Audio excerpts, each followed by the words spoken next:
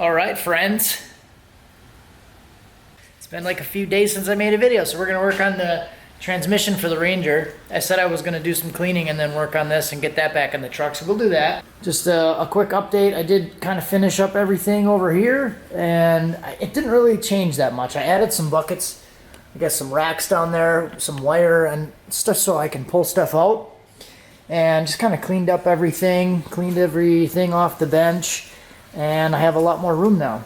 Also started getting in a bunch of fuel parts for the Escalade. I got parts coming in, and I got to get like a regulator and some other stuff. Basically gonna add 2 more pumps and a return, and I'm gonna add the China rails here that I got on the LS1 intake, but I'm just gonna put them on the truck manifold just like I have on the Ranger. So we're gonna do a 10 AN feed and then a return. And then I did get another big box. So this is actually the radiator, the Duramax radiator. So I'm interested to see how that's going to fit with the Duramax intercooler in the Escalade. So that'll be the next project after I get this thing out of here. So let's start doing this. Today, I'm going to be putting the intermediate piston lip seal on, which is this lip seal right here. It took a chunk out of it. I actually had a spare, but I ordered one. It was like $5. And I'm going to be putting the thicker snap ring in from the Transgo HD2 kit. So I did install the HD2 kit on this transmission, but when I originally did it, I didn't pull the pump off. And it comes with that thicker snap ring because it breaks, and that's what ended up happening with me. It broke the snap ring. So basically what I'm going to do is tip it up, take the pump off, we'll start to take it apart, and we'll fix that lip seal. Okay, let's get this thing going. Tip it down. It's probably going to leak some fluid. Might have a little fluid left. I just had the pump bolts loosely in here just so the pump wouldn't fall out. A couple threads on each one. So I do have the pan and all the other bolts over on the side there, wrapped up in some garbage bags.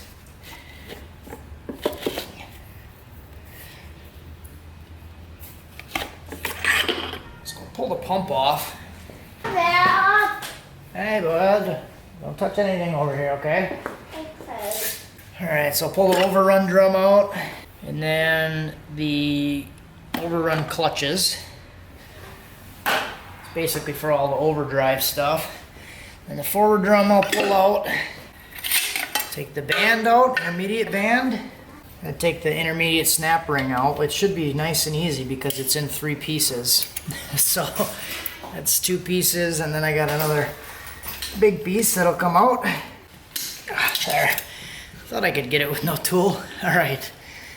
So this is the snap ring we're going to be replacing. So I'll show you the differences in a little bit. But I also have to pull the intermediate clutches out.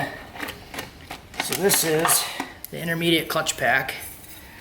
And then I have to pull the center support out. If you guys are interested in a little bit more of a better instruction on what I'm doing here, I do have a complete teardown video. So right now I got to pull the rear lube port out. So this is the rear lube section that goes into the center support, so it won't allow you to pull it out. And I'm also going to pull the tapered snap ring out so I can get the center support out of here. So you got to make sure that tapered snap ring is out, and the lube port, the lube fitting. All right, so there's a tapered snap ring, beveled snap ring. Now the center support will come out. All right, and then this should all be good. So be careful, there's a thrust washer in there, and there's also plastic washer that goes on top of the direct drum, in between the direct and the forward. Another thing to keep in mind too is all these Torrington bearings. There's 3-piece bearings in there. This was connected to the center support on the back side. The other 2 pieces are still down inside there. So I'm just going to put these back together and make sure that's all good. I found the piece on my foot pedal. So here's basically what we got going on. So you guys probably remember when I lost second gear in the truck when I was at the track. So it basically, I was wide open throttle, I would launch, and then when I tried to go into second gear, it would just like stay in first gear, and it wouldn't want to make the 1-2 shift, and it would just hit rev limiter. So those are my symptoms.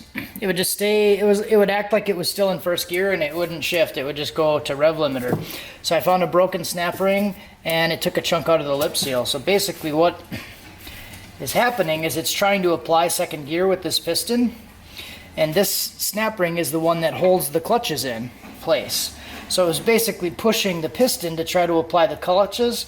This was broken, it didn't have any back tension on it, and it just allowed the piston to travel too far and took a chunk out of the lip seal too. So we'll get this snap ring off, and then we can pull the whole piston out. So then you can see the chunk that was actually taken out of the piston.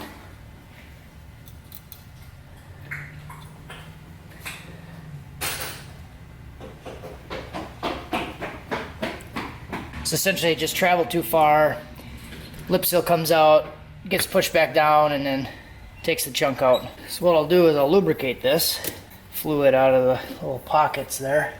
I'll just put the thing back in the groove, go all the way around, pull it back in.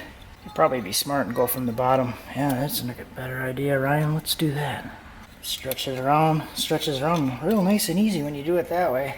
You might even be able to get this in without using a tool, but I'll probably get a feeler gauge and just make sure we can get it to sit all the way. Alright, so there's an inner lip seal.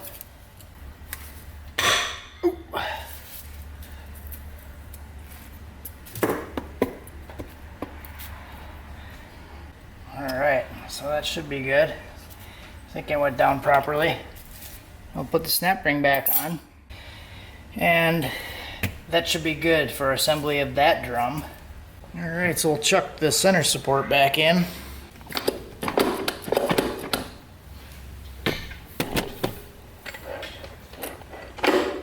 And we'll do the beveled snap ring. That's what I mean by beveled snap ring. Let's get the bevel on the top, bevel goes up.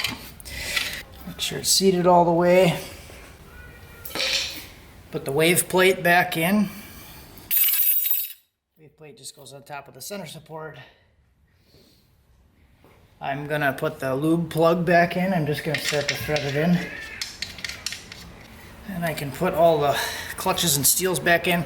I am gonna put them back in just like this. Transmission seemed like it was holding decent before the snap ring broke. I do have a rebuild kit or a refresh kit from Jake's Performance, but I'm not going to put that one in yet because I think I'm going to use that kit on the Escalade when I put a 4L80 in the Escalade. So I think what I'm going to do is I'm not really going to be running this transmission as hard as I was, so it should be okay. Alright, so now that that's in there, I got to do the intermediate snap ring. And there's the comparison between the two snap rings. So they're about the same thickness, but the one's a lot wider.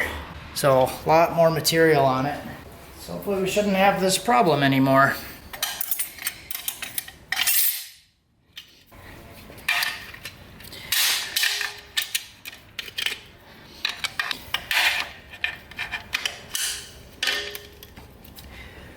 Alright, so I got that guy in. Put the band back in. Direct drum back in.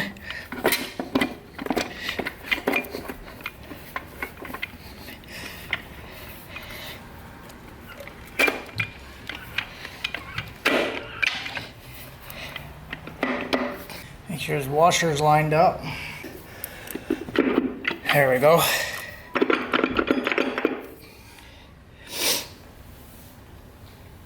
Overrun drum.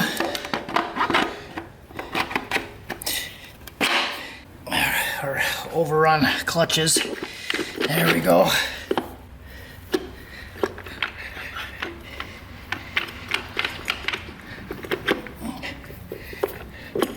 There. That's all good. Now we can put the pump back on. So I'm going to put the pump back on, but I have to remember to put this O-ring on this input shaft here. There's an O-ring that goes on there. That's for the the lockup, the converter lockup. So if that's not on, you don't have lockup. So I better make sure I do that before I put it all back together. But I usually take it off because it catches on the pump when you try to pull it out. Okay, so I got the transmission all done. Now I just basically got to put it back in the truck. So I'll save you guys the agony of watching me put the thing back in the truck. And then maybe we'll go drive it. Maybe sometime tomorrow. I'd like to take it out with the draggy and maybe do like an 1/8 mile pass and see if I can get it better than the 10-7 pass. Like if I can get the 1/8 mile time better than the 10-7 pass with the draggy, I think that'd be kind of cool because I would have a good 1-2 shift then, hopefully, and I can calculate my time, what it would be in a 1/4 mile. I could just drive it, but I'm not gonna go that fast on the street. So thanks for watching, have a good one, do the things.